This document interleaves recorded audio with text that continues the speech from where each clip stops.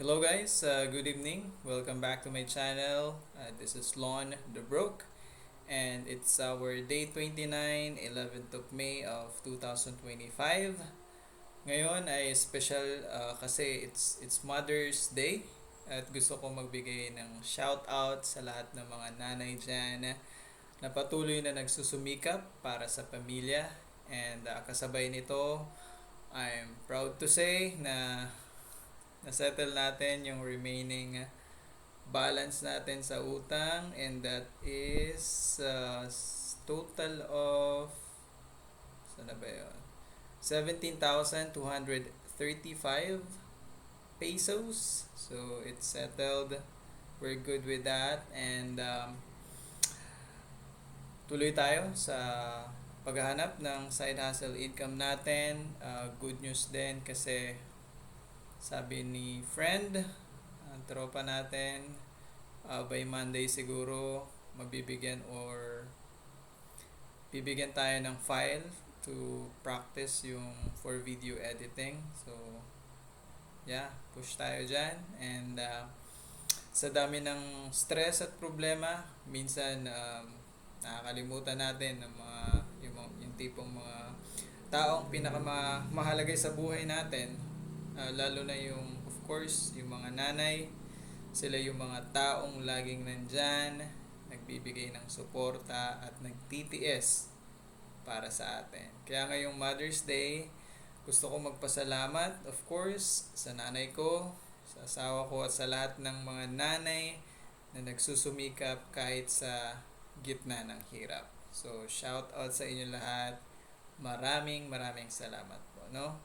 So tuloy pa rin ang labang natin sa pag-rebuild ng ating yung financial savings natin, yung nawala. So kahit medyo mabagal lang po ang progress natin,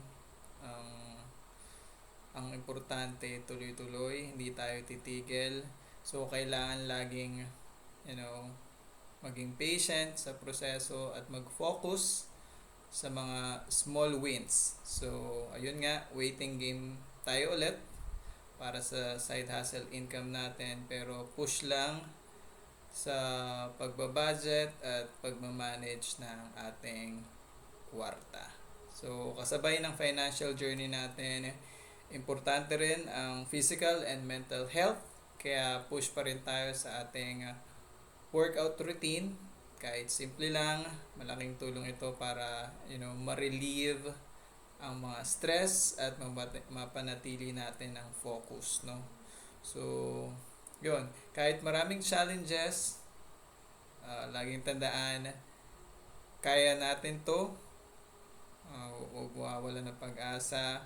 Magpasalamat tayo sa mga blessings kahit maliit, at magpatuloy sa mga hustles natin, other income avenues.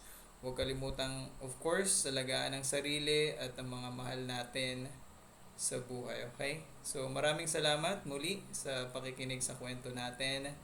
This is our open diary. So feel free to share your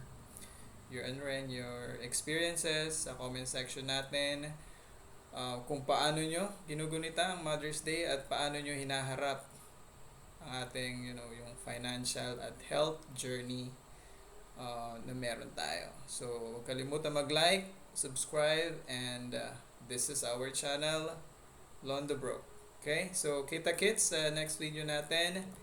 Stay grateful, stay strong, and keep grinding. Okay? See you.